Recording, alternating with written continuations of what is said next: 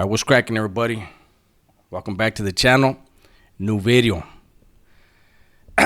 Today's story time. It's kind of two stories in one, if I think about it. I was telling somebody this story the other day. I said, you know what? I'm gonna make that a video. So here we go. So in the last video, I mentioned that dummy that thought he was gonna do a hostile takeover, right? And in it, I mentioned one of the first guys he got at was actually a rival of mine, right? That guy plays a part in this story. So my rival, we're just gonna call him my rival. I didn't like that dude for shit. He didn't like me for shit. He had been in high desert. And he was part of a power struggle in high desert. In that power struggle, which was internal, there was a lot of bloodshed, and his crew lost. All his crew got hit, but somehow he slithered away. So then we go to Pelican Bay. Well, not we. He goes to Pelican Bay. I get out the shoe. There he is. And I've mentioned before that there was a power struggle that caused that riot in Pelican Bay in 2000. And as Johnny would say, lo and behold, my rival was part of the faction that pushed the hardest for that riot to kick off. Everyone in that crew got whacked except him. So we go to the shoe. We all wind up in New Folsom. He gets there after me. He gets there a little while after me, right? Probably a year later. I think he came from B yard to R yard. I don't remember. But he comes, and it's one of those things where he knows that I know his history. He knows that I'm waiting for him to slip so he can get what he's got coming. I know that he's going to do his best to try to convince someone, as he always does, to try to move on me. At one point, he almost did. It was funny. It's actually a dude that I knew longer than he did. And I saw everything setting. It was funny. Maybe that's another story I tell. It was funny. But now here we go. So while I was there on that yard, I had my own little policy that I would do. I would never have nobody hit on Thursday or Friday or the weekends. It was always Monday, Tuesday, at the latest Wednesday. And that was for visiting purposes, because you have raza, their families coming from Southern California, sometimes San Diego, LA, whatever it is. And they may have booked a hotel.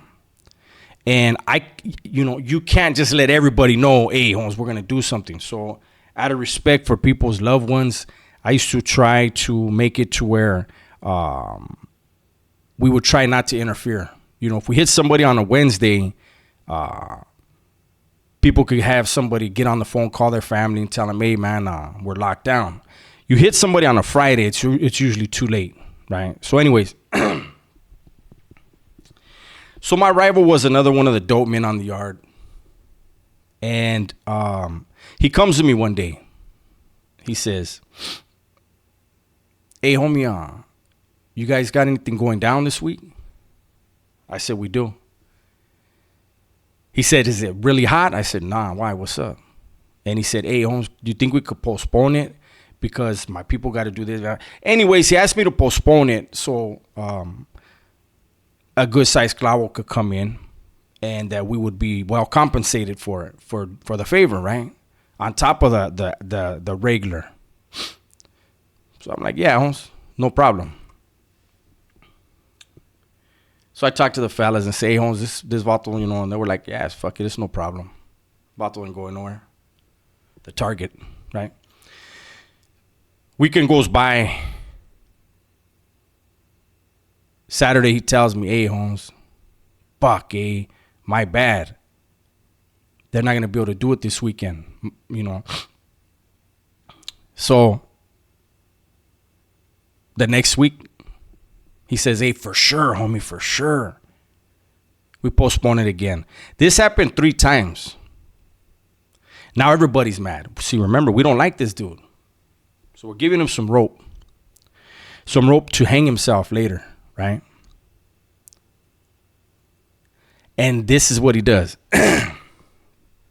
He comes over to me on the 3rd time because he's like, hey, homie. I said, I don't want to hear it. I said, there's no more postponement. Say, this shit's going to go down. And he goes, well, hold on. I just want to make sure you understand. And he calls over a younger homie that's part of his little crew, right? Vato comes over. Hey, Holmes, what's up? I shake his hand. What's cracking?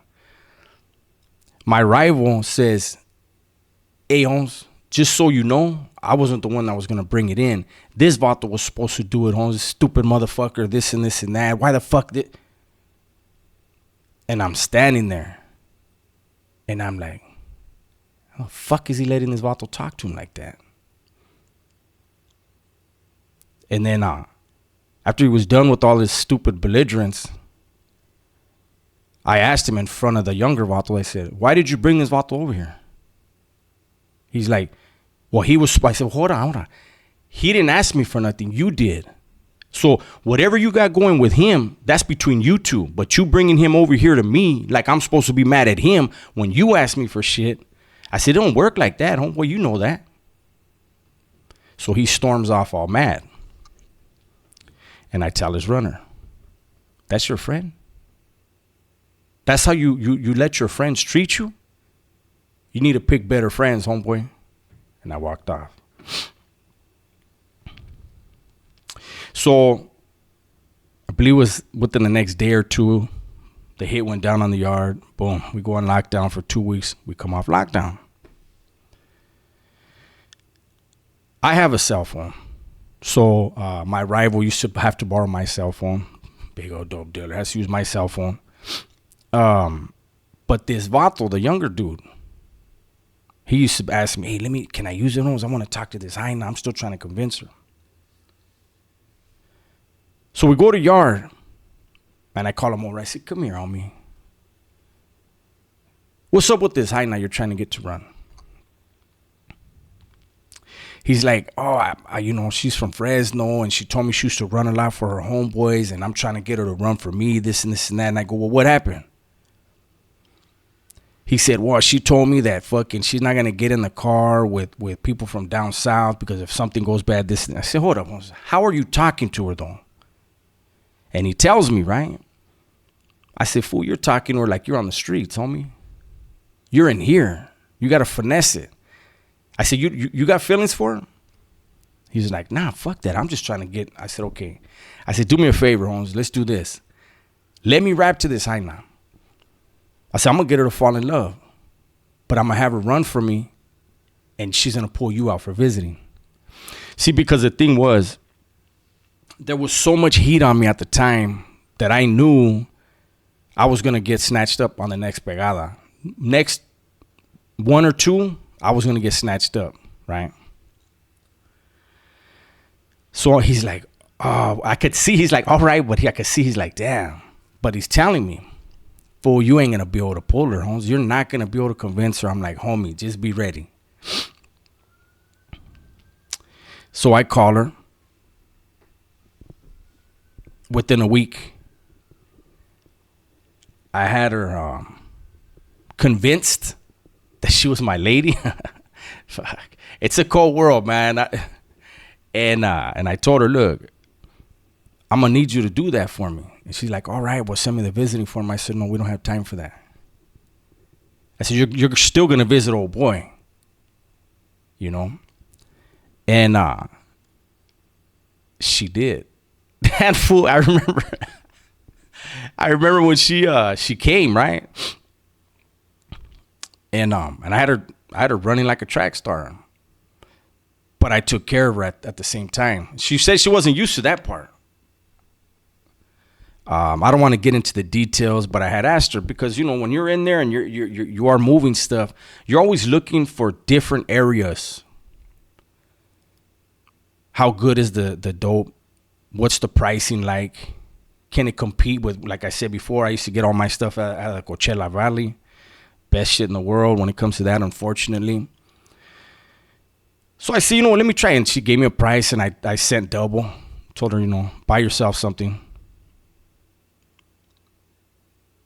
But this video it's not about me taking this high and not convincing her, because she already wanted to do it. She just wanted to feel important. The thing to me is the treacherousness of my rival, who got all his friends hit in High Desert, had watched all his friends get hit in Pelican Bay,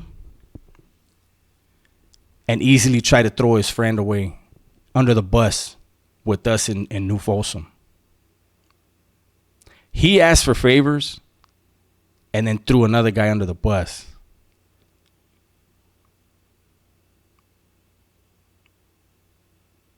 Think about that. That ain't your friend. That's your enemy. I felt that he was involved in something because he was always trying to get Southerners hurt. I knew there was something different about him. It was weird. But that's just another glimpse. I just try to give you guys glimpses, into how treacherous it can be. By the way, the good thing was I told the homie, because he was a little butthurt when old girl fell in love. But I told him, look, homie, you got to understand, when I leave, she's still going to run for you. She's still going to make you money. And I told him, but you got to pick better friends, homeboy. Get your own connects. Because he was bringing in that dude's, it's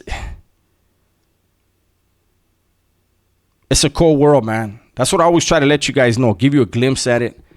This motherfucker still thought that my rival was his best friend.